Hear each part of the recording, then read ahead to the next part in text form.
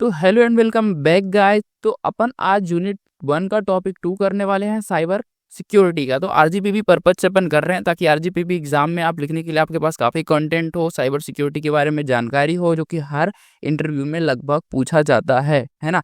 तो इस वाले टॉपिक पे अपन चैलेंजेस ऑफ साइबर क्राइम को देखने वाले हैं। तो चलो शुरू करते हैं। तो चैलेंजेस ऑफ साइबर क्राइम क्या है देख लो। सबसे पहला क्या है, एनोमिटी ऑफ अटैकर्स। क्या है, एनोनिमिटी एक्चुअली है, एनोनिमिटी ऑफ अटैकर्स। इसका मतलब क्या है, अननोन है भाई वो। देखो, cyber criminal often operate anonymously using technique like VPN, proxy server, the dark web, and encrypted communication. This makes it difficult for law enforcement to trace them. मतलब क्या है कि भाई जो अटैकर्स होते हैं तो वो ऑपरेट इस प्रकार करते हैं ना कि उनको पता लगाना बहुत ज़्यादा मुश्किल होता है ना।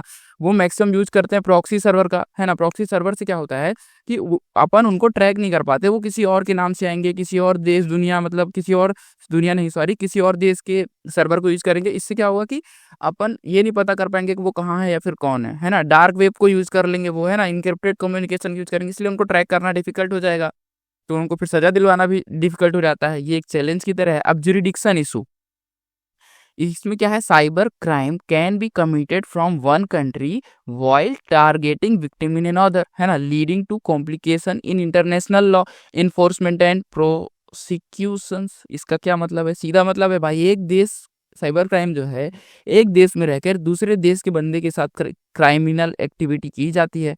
तो इसमें क्या होता है ना कि भाई एक देश का कानून दूसरे देश पे लागू करवाना और उसको वहां से पकड़ के लाके सजा देना थोड़ा सा मुश्किल काम हो गया। थोड़ा सा नहीं, क्योंकि बहुत ही मुश्किल काम है। तो इसलिए ये थोड़ा और ज्यादा चैलेंजिंग हो जाता है।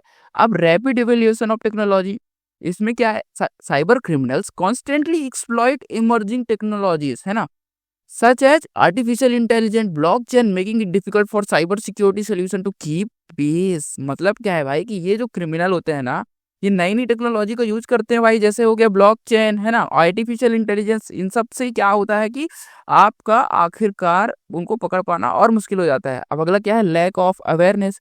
लैक ऑफ अवेयरनेस में क्या है, many individual and small businesses are unaware of best practices for cyber security, making them easy target for क्या है, phishing, ransomware and other attacks. समझ रहे हो।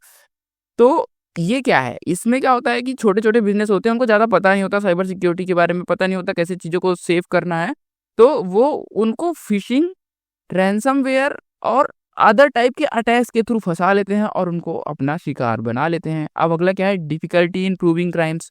तो भाई, unlike physical crime, digital evidence can be easily manipulated or deleted, making it harder to gather admissible evidence and prove crime in court।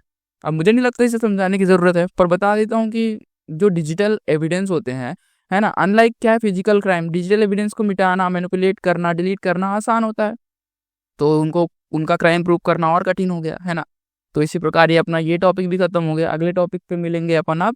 और premium notes चाहिए तो 100 रुपये पर सब्जेक्ट है। आप जाओ टेलीग्राम पे मैसेज करो और आपको प्रीमियम नोट्स मिलेंगे बिना किसी दिक्कत, दुविधा, तकलीफ और बाधा के। तो मिलते हैं अगले वीडियो में।